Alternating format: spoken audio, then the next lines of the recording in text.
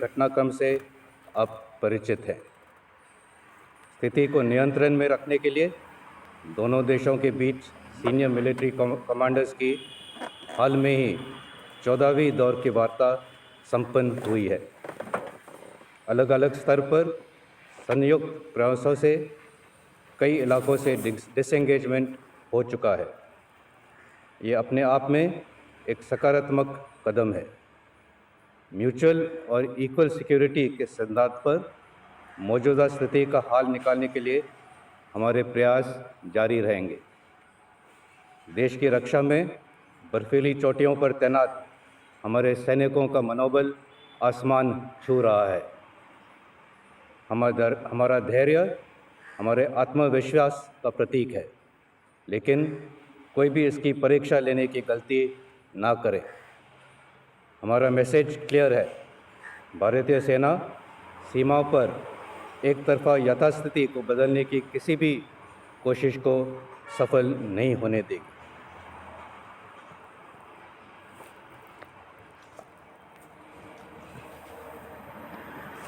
नियंत्रण रेखा पर स्थिति बीते साल की तुलना में बेहतर है।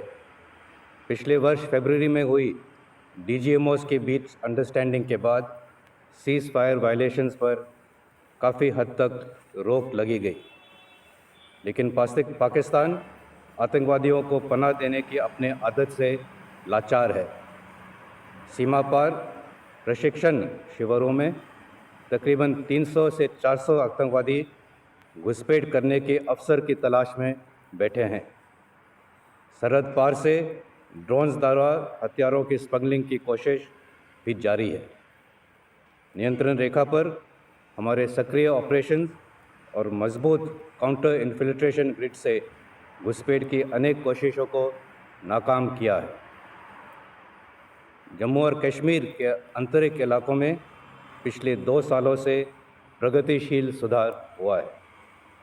इसके चलते सरहद पार से समर्थित आतंकवादी तंजीमों की कोशिश रही है कि विकास की गति पर रोक डालना, और ये साजिश तेज कर दी गई है।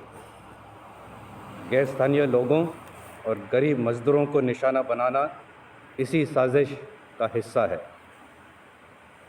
सिक्योरिटी फोर्सेस के लगातार प्रयासों से हिंसा की घटनाओं में काफ़ी गिरावट आई है।